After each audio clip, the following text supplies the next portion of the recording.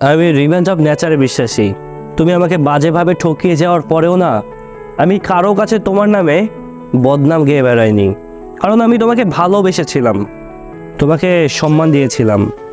যাকে ভালোবাসা যায় না তার নামে বদনাম গেয়ে বেড়ানো যায় না, তাকে অসম্মান না কখনোই করা যায় না।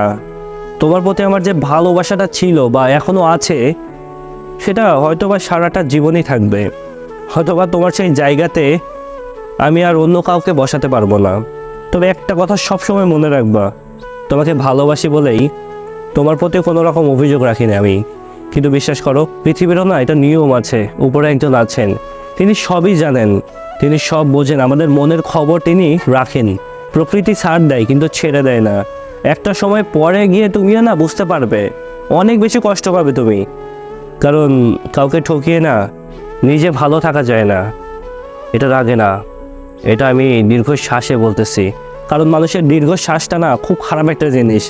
আমার চোখের পানিগুলো আমি তোমাকে দেখাইনি, তোমাকে দেখাতেও চাই না, বিশ্বাস করো। কিন্তু আমার এই চোখের পানিগুলো সোজা উপর মহল পর্যন্ত পৌঁছাই। তবে একটা জিনিস মাথায় রাখবা, সবাই কিন্তু আমি না। অন্য কাউকে ঠকানোর আগে অন্ততপক্ষে 10 বার চিন্তা করে তারপর ঠকিও।